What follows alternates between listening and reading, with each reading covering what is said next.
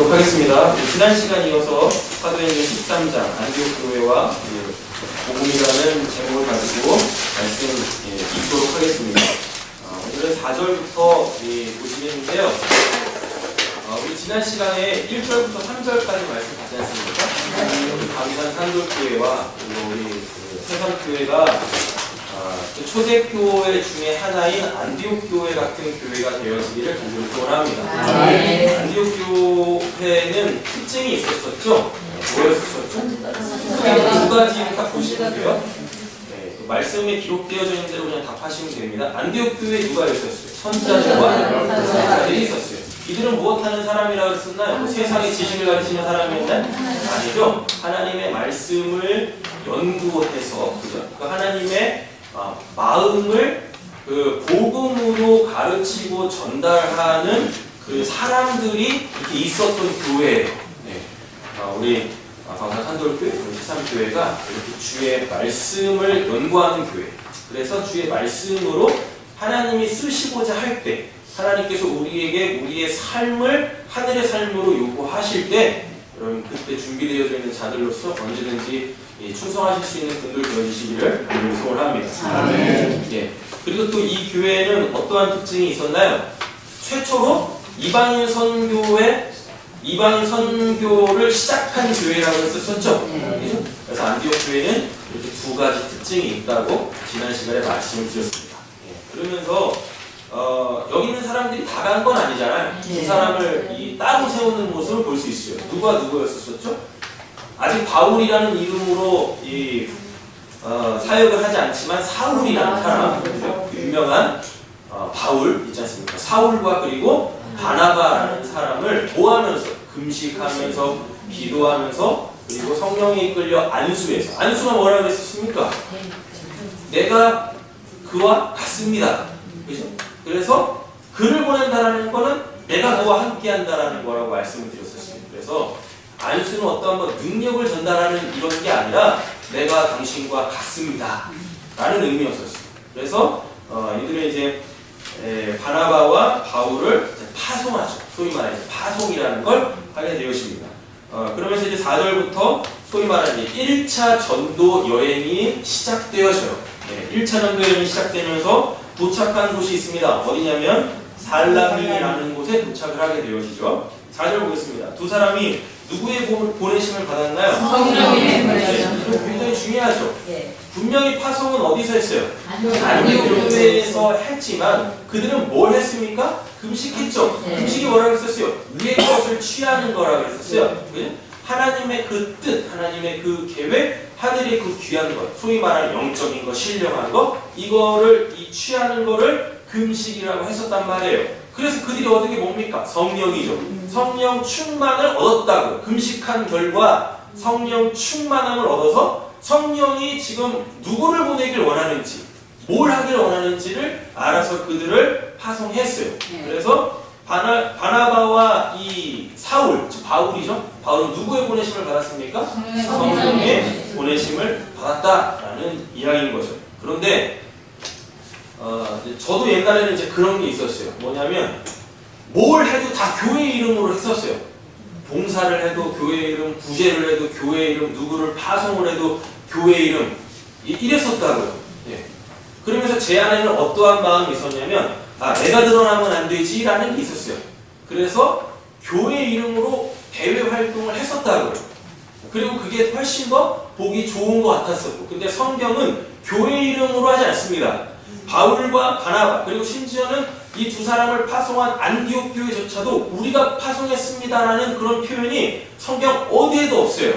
그래서 1차 전도여행이 딱 시작하면서 모든 전도여행의 딱 그 시작점이 1차 전도여행인데 그 전도여행을 시작하는 그 시점에서 명확하게 밝히고 있는 거예요.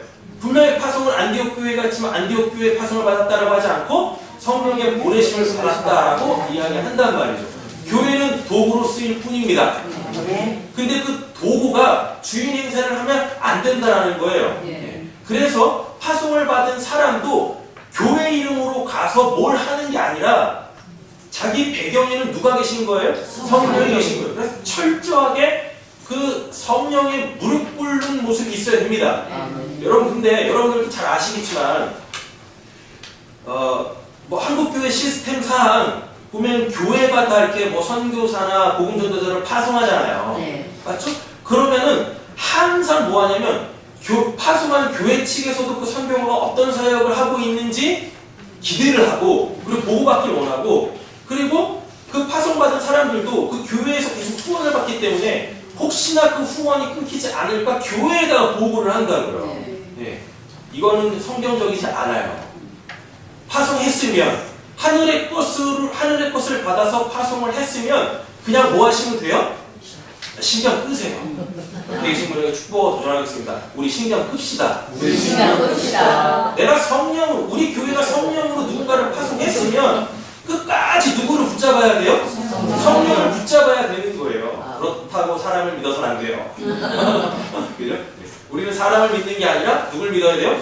하나님을 믿는 거라니까요. 그럼에도 불구하고 우리는 성령께 그렇게 파송한 일을 위해서 또 그의 사역을 위해서 기도해야 되는 게 1차 우선이지만 여러분 파송한 교회와 파송을 받은 자는 그 신뢰관계에 있어야 되는 거예요. 그 둘을 묶는 건 뭡니까? 후원의 관계가 아니라 성령으로 말미암는 그 사역으로 신뢰하고 묶여있는 관계라는 걸 결코 잊어서는 안 되는 거예요. 할렐루야. 네. 그래서 딱 이제 전도 여행이 시작됐습니다. 근데 그 첫 번째 사건을 뭐로 다루고 있냐면 두 사람이 성령의 보내심을 받아라는 말을 처음부터 옷을 딱 받고 이제 어떤 일들이 일어나는지 보세요라고 우리에게 보여주고 있는 거라고.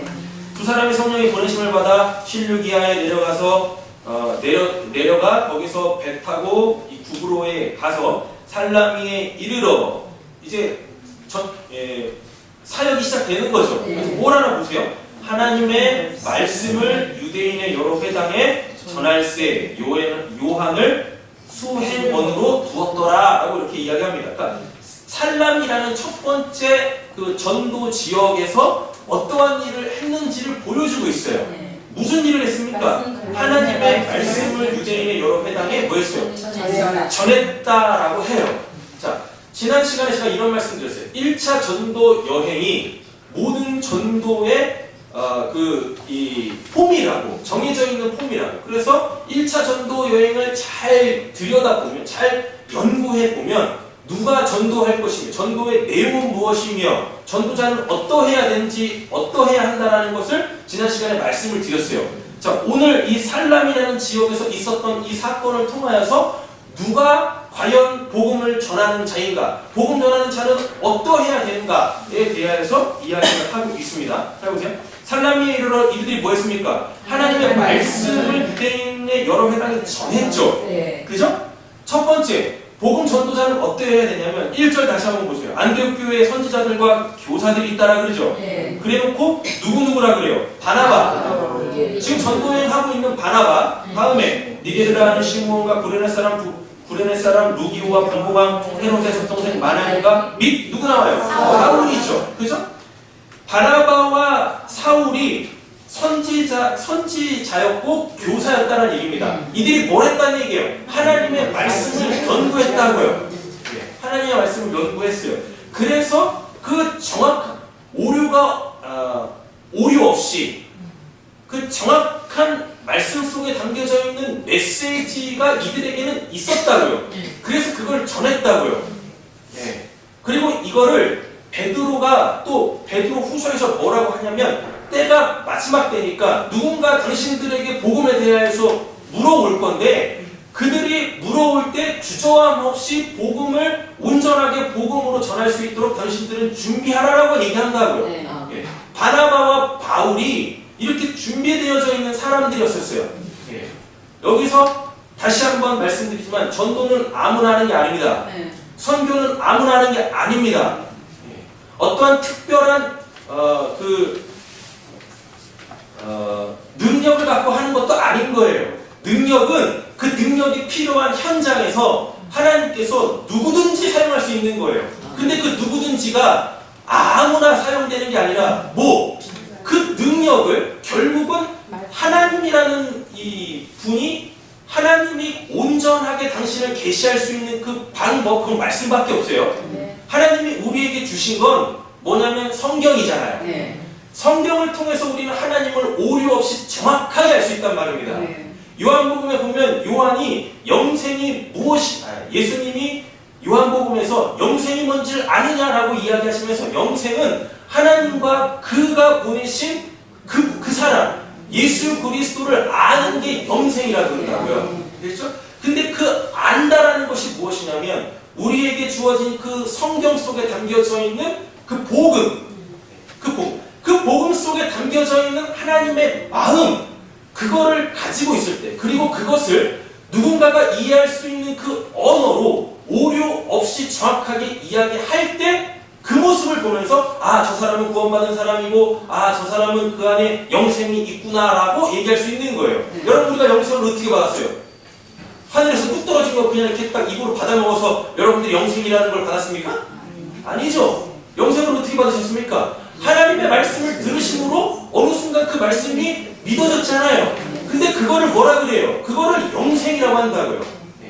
그래서 내 안에 복음이 있으면 나를 살렸으니까 죽어있는 다른 사람도 살릴 수 있겠죠. 옆에 계신 분들 이렇게 한번 축복하겠습니다. 당신이 세상에서 가장 살기 힘든 사람이었어요. 이 자리에 계시는 분들이 세상에서 가장 구원받을 만한 자격이 하나도 없는 분들이셨다고요. 그러시죠? 제가 왜 이런 얘기를 이렇게 대놓고 할 수 있냐면 사도 바울이 인생 말년에 그 교회들에게 했던 자기 고백이 있어요. 자기 정체성이 있어요. 뭐냐면 내가 죄인 중에 괴수다라 그래요. 만약에 예수 믿는 사람 잡아주기로 가던 다메섹 도상에서 그런 말을 했다면 제가 이런 말씀 안 드려요. 왜? 초창기니까. 구원 받자마자니까. 근데 그때는 그런 얘기 하나도 안 해.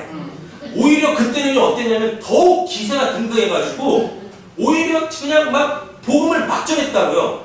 그때 그 교회들이 어땠냐면 혹시 저놈이 복음 예수 전한다고 해놓고서 우리 예수 믿는 사람이에요 라고 우리가 고백을 하면 혹시 잡아가지 않을까 이렇게 복음을 전하는데 거부 반응이 있었다고요.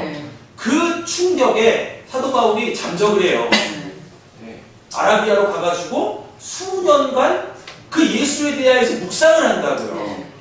그래서 그 사람이 안디옥에서 지금 요 선지자들과 교사라는 그 무리 속에 있었던 거라고요. 사도 바울이 그냥 하늘에서 내리는 그 신령한 빛을 받고 그냥 180도 확 바뀌어가지고 그 다음부터 막 쓰임받은 게 아니에요. 이렇게 안디옥 교회에서 파송받기까지 굉장한 오랜 시간에 자기 깨어짐이 있었고 그리고 그 말씀의 묵상함이 있었고 그리고 이렇게 자기가 낮추어지는 그런 시간들이 있었다고요. 그러니까 이런 사람들이 보내심을 받을 수도 있단 말입니다. 뭔 말씀을 드리다 이런 말씀 이해가 안 돼요.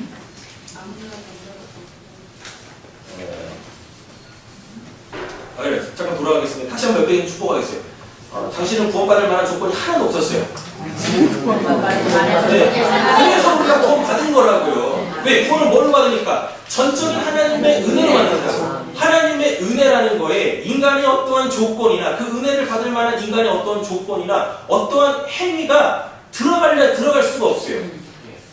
은혜라는 단어는요, 철저하게 하나님에게만 사용하는 단어라고요. 그렇기 때문에 인간의 그 어떠한 것들이 그 하나님에게만 쓸 수 있는 그 은혜 가운데 들어갈 수가 없다니까요. 그러니까 하나님은 창세전에 우리를 구원하시기로 예정해 놓으셨고 선택하신 사람들이에요. 그러면 그 조건에 맞으려면 우리는 은혜를 받아야만 하는데 은혜는 누가 받냐면 그 은혜를 받을 만한 조건이 하나도 없는 사람한테만 주는 거예요. 왜냐하면 은혜 받는 어떤 조건이 있다면 그 조건 때문에 그 하나님의 은혜를 딱 받았을 때 내가 이러하니까 하나님께서 나에게 이런 은혜를 베푸셨고 내가 구원받은 거예요 라고 하면서 자기가 이렇게 싹 드러난다고요. 그걸 자기 의라고 하고 그거를 율법주의라고 하는 거예요. 여러분들은 온전히 하나님의 은혜로 구원받으신 줄 믿습니다. 에베소서에서 뭐라 그래요? 에베소에 약간 이상한 문제가 있었어요. 성도들한테. 뭐냐면 분명히 하나님의 은혜로 구원받았음에도 불구하고 자기네들이 뭔가 대단한 것처럼 그 은혜에 뭔가를 한 것처럼 그렇게 자기 행위, 자기 의를 드러내는 게 있었다고요. 그래서 사도 바울이 그 에베소 교회에 편지를 보내면서 구원은 전적인 하나님의 은혜로 받은 겁니다 라고 그렇게 얘기를 한단 말입니다. 옆에 계신 분에게 다시 한번 축복하겠습니다. 당신은 은혜 받기에 최적의 사람입니다. 당신은 은혜 받기에 최적의 사람입니다. 네, 그게 된 거예요. 자, 한번 보세요. 아, 그것 때문에 그렇군요. 그 사역을 하러 그러니까 이 사역지에 가보면 확실하게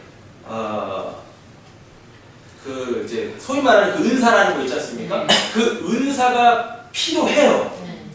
이 사역지에 가보면 이 사람들이 도통 하나님의 말씀을 들어본 적이 없어가지고 뭐 이렇게 옳은 말을 해도 그런가 아닌가 이게 분별이 못해. 그죠?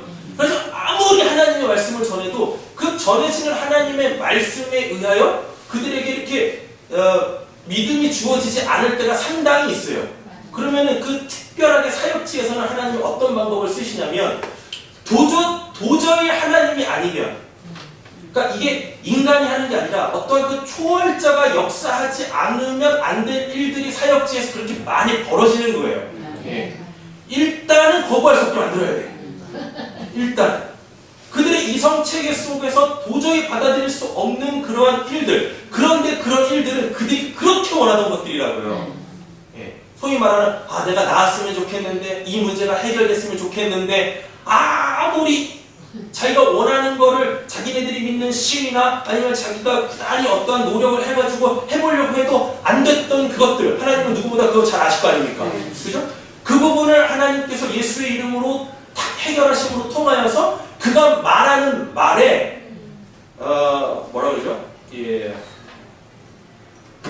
그걸 뭐라 그럴까요? 아직도 이게 한국말이 잘 영어로 영어로 하세요. 영어로 하세요. 이럴 때 영어라도 생각나면 좋죠. 영어가 영어도 안 되고 정체성. 요즘 제 정체성이 막 흐리는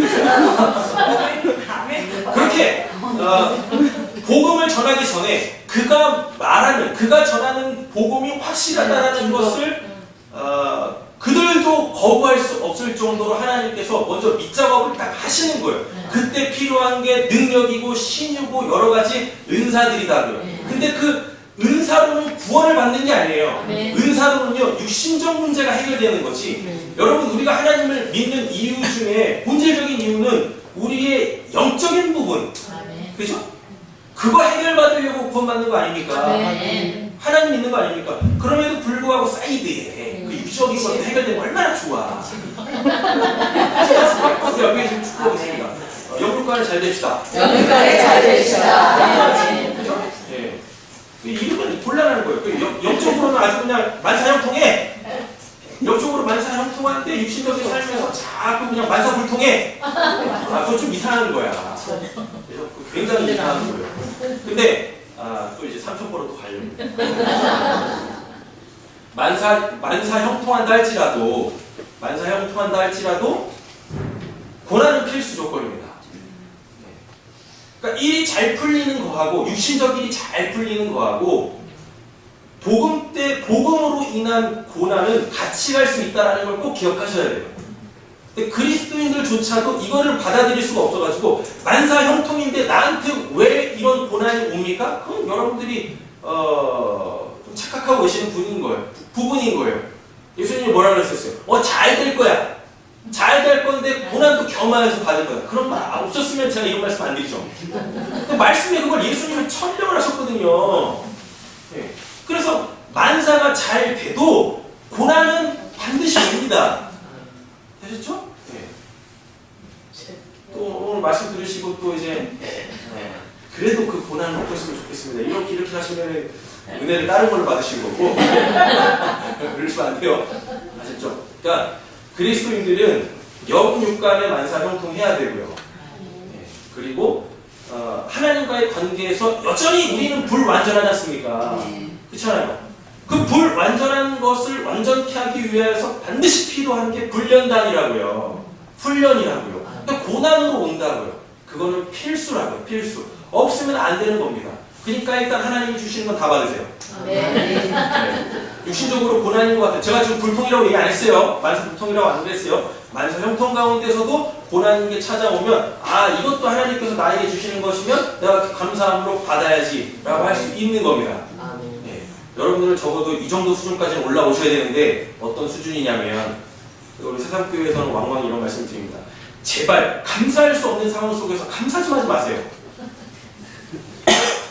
성경에 그런 건 없어요. 감사할 내용도 없는데 그냥 감사라는 말 그런 말 없다고요. 감사는 감사할 내용이 있을 때 감사하는 거예요. 또 이런 말도 있어요. 이런 이제 헛된 거짓말이 있죠. 웃어야 웃을 일이 생긴다고. 아 미친놈이지 그게. 여러분들 한번 계속 실실대면 웃고 다녀보세요. 좋은 일이 생기나.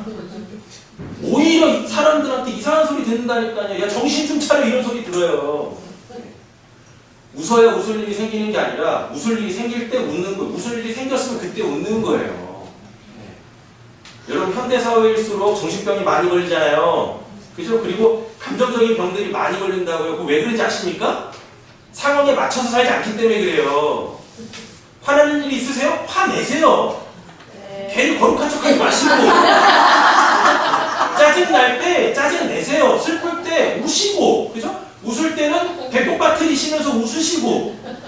근데 이게 다 뭐 이상하게 막 건강하게 감정적으로 반응해야 될 때 이런 거를 제대로 하지 않으니까 이상해지는 거예요 사람들이. 그러니까 하나님을 믿으면서도 정신이 이상한 거고 감정을 건강하게 표현 못하는 거예요. 그러니까 오히려 그리스도인들을 만나면 정말 답답한 거예요. 하나님 믿지 않는 사람들이 하나님 믿지 않는 사람들이 그렇게 건강하지 못한, 바르게 알지 못하고 신앙생활하는 사람들을 만나면 정말 답답한 거예요. 그러면서 우리는 그러죠. 나는 구원 받았고 너 구원 못 받아서 우리 안에 어떠한 커넥션이 없는 거예요. 이렇게 얘기한다고요. 접촉점이 없는 거예요. 그건 그리스도인들이 굉장히 잘못하고 있는 거예요. 여러분 그리스도인들은 구원에 관련되어진 거 외적으로 결코 세상에 지탄을 받으면 안 돼요. 결코 지탄받으면 안 된다. 근데 이 부분을 또 이렇게 받으시면 안 된다니까요. 모든 일에 다 감사한다고. 범사에 감사하라고 했잖아요. 그 범사가 뭔데요? 하나님이 하시는 그 모든 일에 감사하는 거라고요. 적어도 여러분들은 이제 분명하게 감사할 제목과 그리고 하나님께서 나에게 허락하신 것을 정확하게 분별하실 줄 아셔야 되는 거예요. 그래서 그때 감사하시고 그때 웃으시고 제발 이러지 마시라니까요. 하나님이 지금 고난을 주고 계시는데 하나님이 고난 주시면 그걸 감사해야 돼요? 감사하지 말아야 돼요? 감사해요. 그걸 하나님한테 받은 거니까 감사하셔야 되죠?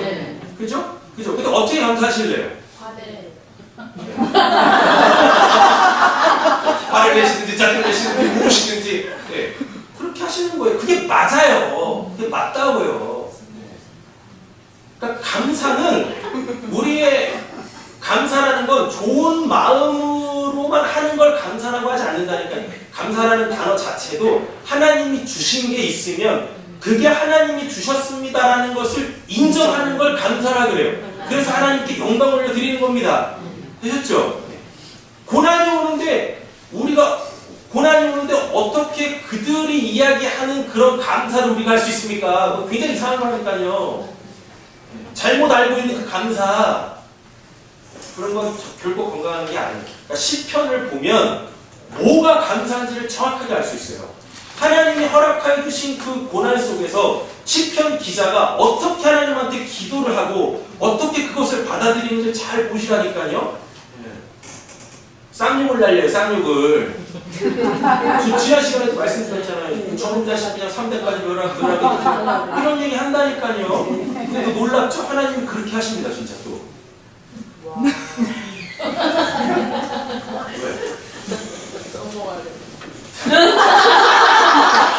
기도자가 그러니까 이게 중요해.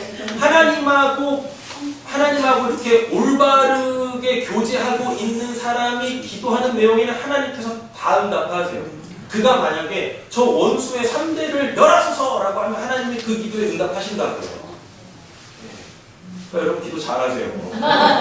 원수까지 사랑하라고 했는데 3대 가면이라면 어떻게 원수를 사랑합니까? 심판받아 끝나버렸는데. 예? 네. 근데 하나님이 일하고 계시지 않는데 나의 어떠한 실수 때문에, 나의 어떠한 허물 때문에 일이 잘못된 걸 가지고 뭐 감사해야지. 그건 감사할 내용이 아니라고요. 그건 철저하게 자기 반성을 해야 되고 뒤돌아봐서 다시는 그런 일들이 반복되어지지 않도록 나를 가꾸어가는 거, 나를 온전하게 만들어가야 되는 건데 어느 순간부터 그냥 그런 것도 구별함 없이 그냥 하나님 믿으니까 모든 것 다 감사하라고 했더니 그냥 막 감사한다니까요. 한마디로 그런 거 감사할 일이 아닙니다. 아셨죠? 성격으로 빨리 이렇게 다시 공부로 와보세요. 살람에 이르러 뭐 했습니까? 첫 번째 사역지, 첫 번째 전도의 첫 번째 사역지에서 뭘 했냐라고 지금 성경에서 기록을 하고 있냐면 하나님의 말씀을 전했다라는 거예요. 다른 거 안 했다고. 뭐 했어요? 하나님의 말씀을 전했다. 그죠? 예. 다른 거 안 했어요. 굉장히 중요한 거예요. 그냥 온전히 그 복음, 하나님께서 우리에게 주신 그 성경을 가지고 하나님이 이러하십니다. 하나님께서 이런 일을 하셨어요. 하나님의 아들로 통하여서 이 시대에는 우리에게 이런 구원을 베푸십니다. 라고 그거를 딱 전했다고. 그거를. 네, 하나님의 말씀만이 우리를 살립니다. 아멘. 어떤 그 은사적인 부분에 있어서 우리의 육신적인 문제도 하나님께서 해결하시지만 왜 우리의 육신적 문제를 해결하실까? 왜 우리의 감정적인 부분, 우리의 이 마음의 생각들을 왜 하나님께서 치유하실까, 고치실까? 여러분 잘 생각하셔야 돼요. 왜 먼저 육신적인 문제를 때로는 해결하시냐면 그게 해결되지 않으면 그 복음이라는 걸 온전하게 받아들일 수 없기 때문에 그래요. 복음은 아무 곳이나 던져지는 게 아니에요. 그래서 예수님께서 산상수훈에서 뭐라 그럽니까? 그 귀한 복음을 개와 돼지들한테 주지 말아라 그래요. 왜? 그들한테 던지면 어떡하니까? 그걸 찢어 발린대요. 그 귀한 거를 몰라서 그 귀한 걸 찢어 발린다고 한다고요. 여러분 복음은 깨끗한 그릇에 담기는 거예요. 하나님의 말씀은 깨끗한 그릇에 담기는 거예요. 그래야 그 복음이라는 게 그 사람에게서 곡해되어지고 오해되어지지 않은 상태에서 그 말씀 속에 담겨져 있는 하나님의 생명을 자기 생명으로 취할 수 있게 되어진단 말입니다. 여러분 우리가 조심해야 될 게 기복주의죠. 그죠? 우리가 조심해야 될 게, 정말 신앙할 때 조심해야 될 게 이 두 가지가 있는데 하나는 율법주의고 하나는 기복주의예요. 그렇다고 해가지고 우리는 하나님이 주시는 복 없으면 살 수 없어요. 그죠? 성경 보세요. 온통 다 하나님이 복 주시는 내용밖에 없어요. 성경에. 그런데 하나님한테 복을 구하지 않겠다고요? 옆에 지금 다시 한번 축복을 드리겠습니다. 우리 하나님한테 복 구합시다. 하나님 복 구합시다. 그 복으로 삽시다. 그 복으로 삽시다. 뭘로 살겠습니까? 우리가 하나님 있는데 하나님이 주시는 그 복으로 살아야지. 창세기 1장부터 하나님께서 복잔치를 하신다니까요. 복 받으셔야 돼요. 할렐루야. 아멘. 그래야지 뭘 퍼주든가 말든가 뭐 나눠주든가 말든가 할 것이지. 그죠? 퍼줄 것도 없는데 뭘 할 거냐고요. 그리스도인들이. 맞잖아요. 세상에서 뭐 얻어먹을 거 있어요? 세상에서? 없잖아요. 우리는 세상에다가 우리가 받은 복을 전해줘야 되고 흘려줘야 되고 나눠줘야 되는 그런 귀한 사명이 있단 말입니다. 근데 기복주의가 뭐냐면 제가 종종 쓰는 표현이 있어요. 둘이서 너무 사랑을 해. 그래서 결혼하기로 약속을 했어요. 결혼을 약속할 때 뭘 주고받습니까? 반지 주고받잖아요. 근데 기복주의는 뭐냐면 반지를 받아놓고 반지만 보면서 살아. 그리고 반지만 자랑해. 오늘따라 너무 힘들다. 반지만 자랑해. 반지만. 근데 진짜 사랑하는 사람은 그 반지를 통해서 누굴 자랑해요? 내 신랑, 내 아내를 자랑하죠. 그죠? 근데 기복주의는 뭐냐면 반지만 보는 거예요. 반지 준 사람은 온데간데 없어. 복 준 하나님은 온데간데 없이 자기가 받은 그 복 같지도 않은 복 가지고 이게 진짜 복이라고 하면서 하나님 믿으면 이런 복 주시니까 하나님 믿으세요. 이게 이단인 거예요. 뭐야? 신천지, 하나님의 교회, 뭐 안상홍 증인회, 하늘어머니 이런 애들이 이단 아니라고요. 걔네들은 그냥 잡것이야. 이단 그런 게 이단 아닌 거예요. 성경에서 말하는 이단은요, 하나님이라는 분이 계시는데 그 하나님을 우상으로 갖는 거예요. 하나님에 대한 그 우상 중에 성경에서 등장하는 우상이 뭐냐면 하나님이 이렇게 했는데 하나님의 행하신 일들 있죠. 하나님의 행하신 일들 속에 갇혀있는 걸 우상이라고 해요. 그래놓고 그 하나님을 형상을 만들어 놓고 하나님이 우리에게 이런 일 하셨습니다. 하나님이 우리에게 뭐 이런 거 주십니다. 이런 거 주실 것입니다. 해놓고 거기를 빙글 도는 게 그걸 우상 숭배라고 해요. 그걸 어디서 했습니까? 출애굽해서 모세가 40일 동안 율법 받고 있는데 하나님이 이제 율법 다 너 하늘의 거 다 받았으니까 이거 갖고 이제 백성들 살려라. 그래서 내려올 때 그거 하고 있었어요. 금송아지 만들어 놓고 뭐라 그래요? 이것이 우리를 애굽에서 인도해낸 여호와다라고 하면서 빙글빙글 돌고 있었다니까요. 이게 황금송아지입니다. 안 그랬어요. 이게 바알입니다. 아셀입니다. 아니 이게 부처입니다. 안 그랬다고요. 황금송아지 보면서 뭐라 그래요? 하나님이 자기네들에게 한 거. 우리를 애굽에서 인도해내신 분이 이 하나님입니다. 라고 했다고. 이제 하나님은 그들에게 뭘 하고 싶으신데요? 그래, 내가 너희들 구원했어. 애굽에서 너희들 불러냈다. 그건 지나간 거야. 그죠? 지나간 것은 지나가면 돼요. 흘려보내세요. 근데 계속 그거 가지고 하나님 이런 분이십니다. 저런 분이십니다. 이러고 있네. 아니라니까요. 이제 그렇게 하나님께서 구원해 놓은 백성들에게 이제 뭐 하길 원하십니까? 거룩한 삶을 요구하신다니까요. 그럼 황금송아지 만들어 놓고 뭐 해야 돼요? 우리 거룩하게 삽시다. 그랬으면은 또 몰라. 돌파는 안 깼을 수도 있어요. 근데 하나님이 행하신 일에 매인 거예요. 그걸 이단이라고 그러고 그걸 우상이라고 하는 거예요. 하나님 외에 다른 신 없어요. 아멘. 그러니까 진짜 이단이 뭔지를 아셔야 되는 거예요. 여러분, 이단은요 멀쩡한 교회 안에 있습니다. 신천지 이런 데가 이단은 아니라니까요. 말씀만 들어보세요. 그게 무슨 이단인가? 그죠? 잡것이 하늘에서 걔네들을 가지고 잡채를 해드신답니다. 잡것들, 그러니까 잡것들하고 참종할 필요도 없어요. 그 중에서 하나님이 구원받기를 구원을 계획해 놓으신 사람이 있으면 뭐 오겠지, 그죠? 그러니까 교회에다가 또 이런 것도 붙이지 마. 우리는 신천지는 사절합니다. 왜 그래요, 교회가? 문 활짝 열어놓고 대만짝하게 광고를 하라니까요. 신천지 대환영 언제든지 오세요.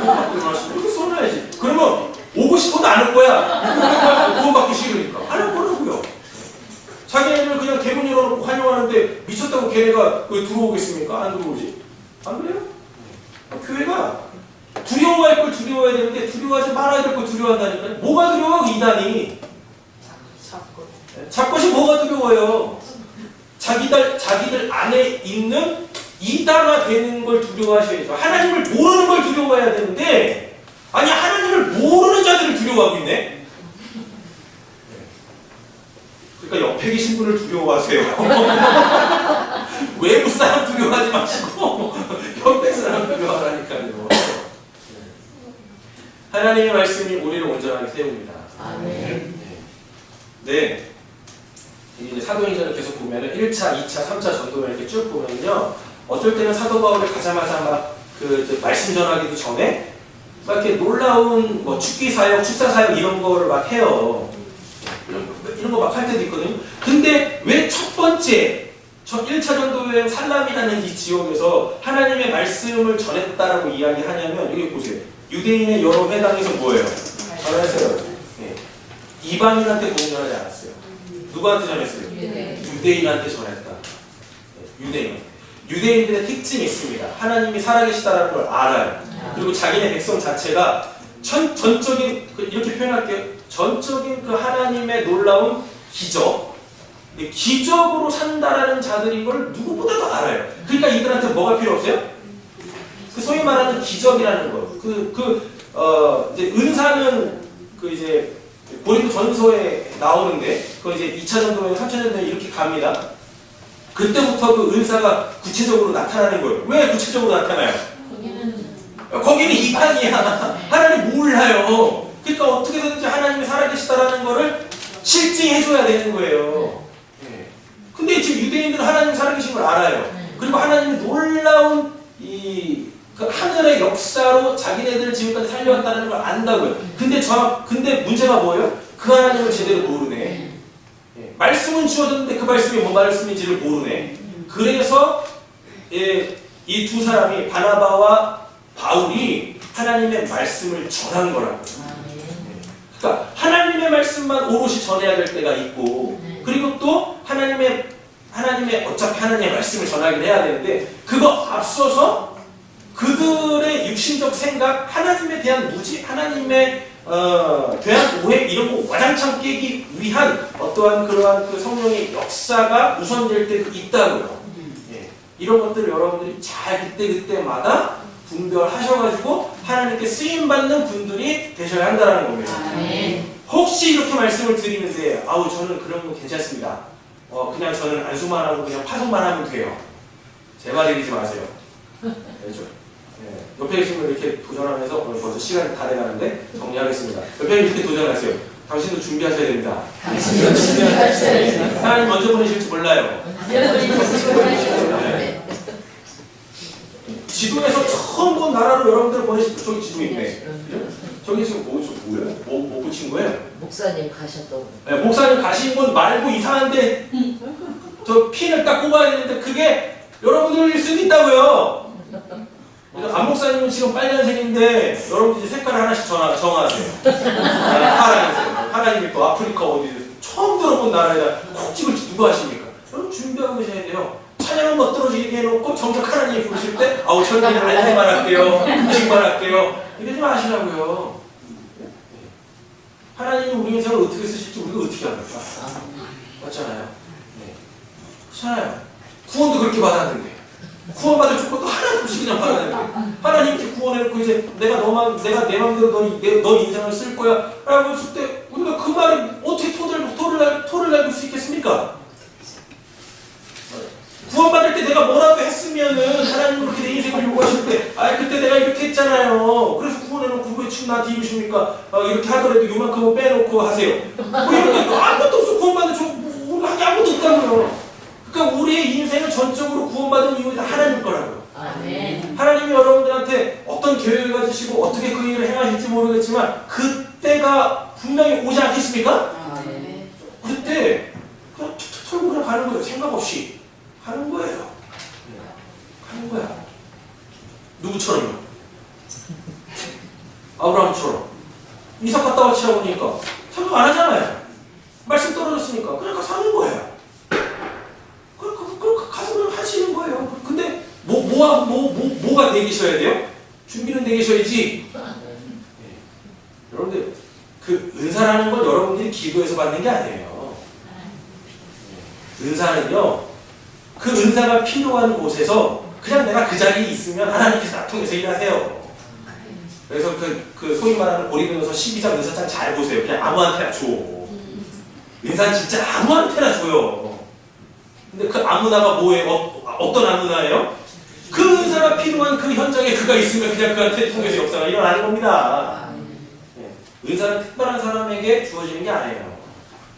아무한테나 줘. 어떤 사람에게는 뭐를 주고 어떤 사람에게는 뭐를 주고 특정인이라고 안 한다고요. 옆에 계신 축복하겠습니다. 당신은 그렇게 은사를 받으실 겁니다. 여기서는 뭐 은사 나타날 필요 없잖아요. 너무나 강력한 분이 계시니까. 여러분들 설마 그분만 하시겠습니까? 그쵸? 그거 아세요? 여러분 교회 은사 한 가지 은사는 그 교회에 어떤 특별한 은사가 필요하다면 그 은사를 감당할 사람 한 사람이면 충분해요. 많을 필요 없어. 그냥 한 사람이면 돼. 근데 교회에서 그 은사적 측면에서 이렇게 들여다보면요, 저 양반이 저 앞에 있으니까 나도 적어주세요. 왜? 있어서 뭐 하려고? 피곤해! 피곤하다고요. 예배 끝나면 가야 되는데 같이 또 계속 나머지 살펴야 돼. 너무나 피곤해. 그냥 그 은사 갖고 있는 사람은 그냥 거기서 하나님이 그 한 사람 그냥 들었으면 그 한 사람으로 충분해요. 충분해. 그렇죠? 근데 뭐가 그렇게 부러워서, 뭐가 그렇게 질투가 나가지고, 뭐가 그렇게 자기도 그거 갖고 싶어가지고 뭐 할 거냐? 설마 여러분들한테 줄 서겠습니까?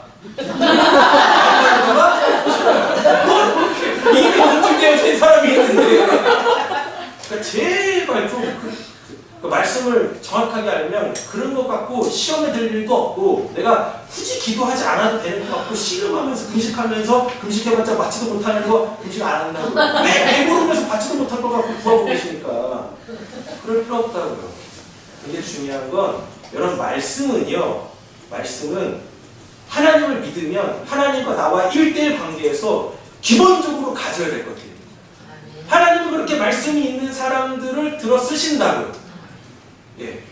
아까도 말씀드렸죠. 의사가 역사할 때 그 은사를 가지고 결국은 말씀이라는 거, 하나님의 온전한 알미라는 걸로 생명의 열매를 맺게 해줘야 되는데 은사는 막 이렇게 했는데 말씀이 없으면 그냥 그것만 남는 거예요. 그럼 그 사역자만 남아. 예. 그리고 그가 했던 그 일만 남는 거예요. 거기에 구원이라는 건 없어요. 그래요. 순간 육신적 문제는 해결되겠죠. 그래봤자 또 병들어. 그래봤자 또 말 안 듣는 자식들이 또 말 안 듣고. 예. 망할 싸움은 다 망하게 돼 있어요. 근데 그걸 갖고 또 타령하고 있네. 그것도 해결받으려고 다시 한번 오셔가지고 우리 문제 좀 해결해 주세요. 아니 구원부터 받아라. 저 위에서 답답하시다니까요. 저 위에서 정말 너희들에게 있어야 될 게 뭐냐? 정말 내 백성들에게 있어야 될 것은 뭐냐? 하나님의 말씀만 오롯이 남으면 되는 거예요. 마지막 때에 하나님께서 불로 심판하신다라 그래요. 우리는 다 불 가운데서 구원을 받을 건데 여러분 불로도 타지 않는 게 있습니다. 그게 뭐냐면 하나님의 말씀이에요. 물로도 없앨 수 없었던 게 하나님의 말씀이라고요. 네.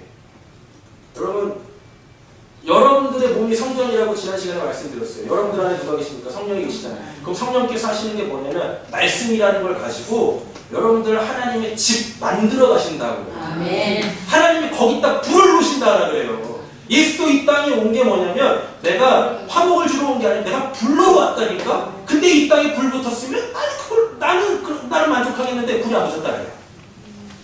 불이 안 붙었대. 예수도 살아있을 때 놓지 못한 게 불입니다. 그래서 예수가 직접 성령의 불로 오시는 거예요. 그래서 예수가 그리스도다라고 그래서 그렇게 그 복음을 안 사도 바울이 서신서에서 그렇게 외치는 겁니다.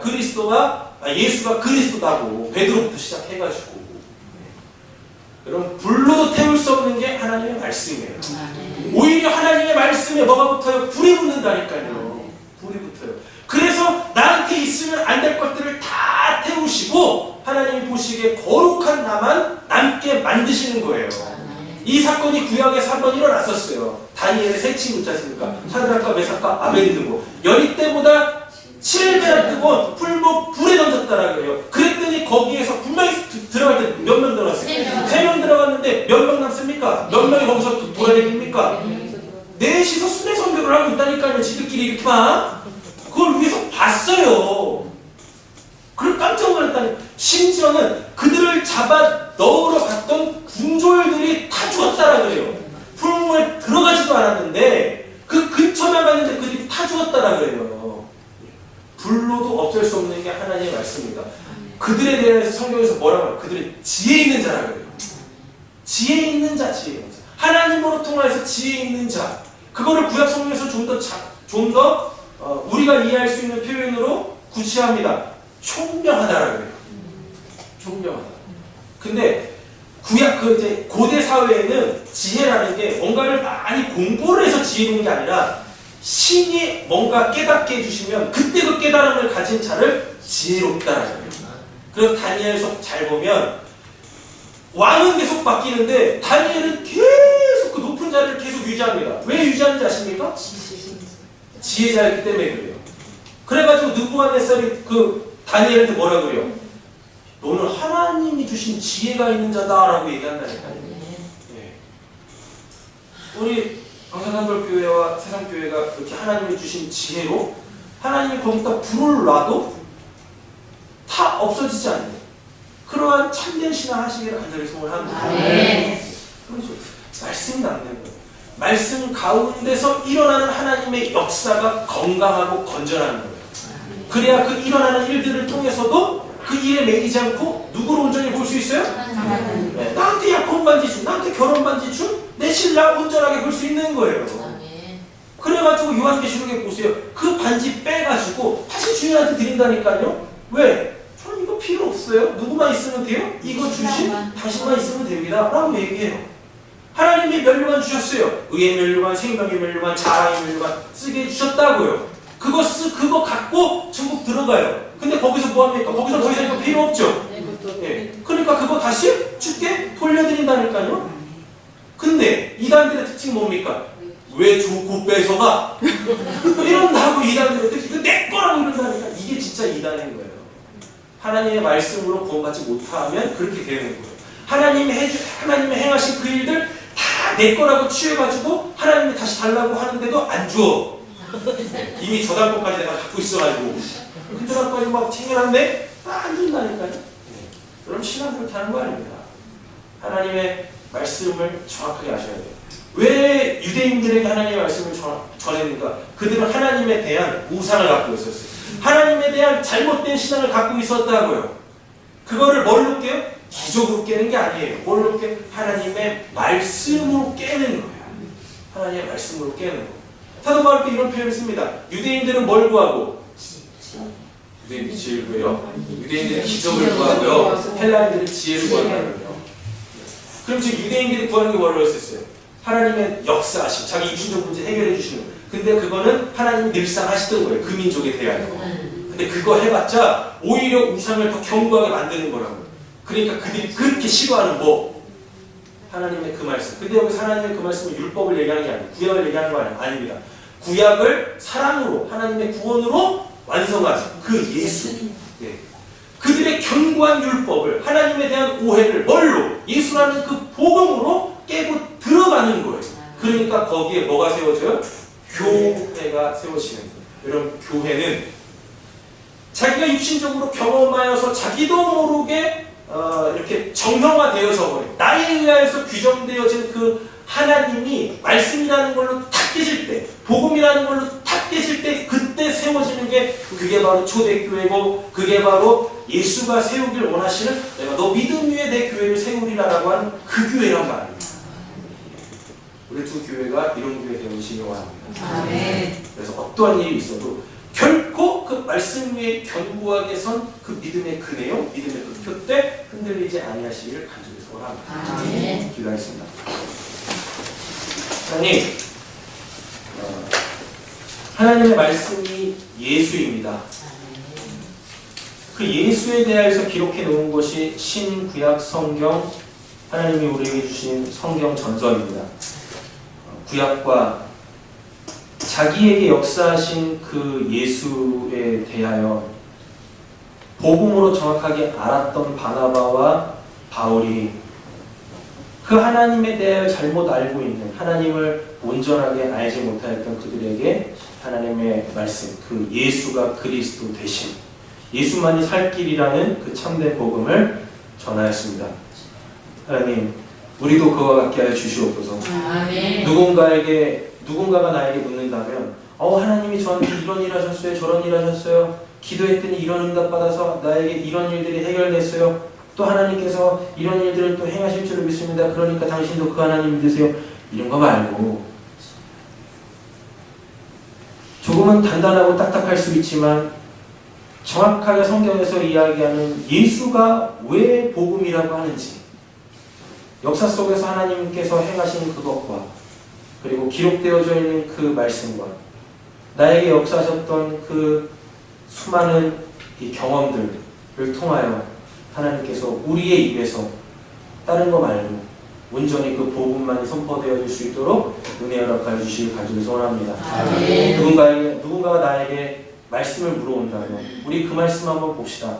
이 말씀이 이러이러한 내용입니다 라고 그 하나님의 말씀 가감없이 전할 수 있는 자 되어주시고 될 수 있게 하여 주시고, 하나님 그렇게 말씀 전할 때 그 말씀 속에서 하나님께서 그를 구원해내시고 나의 구원을 확증하시는 귀한 은혜가 우리 광산 한별교회와 세상교회 가운데 있을 줄로 믿사오며 우리 원하시는 주님의 이름으로 기도드립니다. 아멘.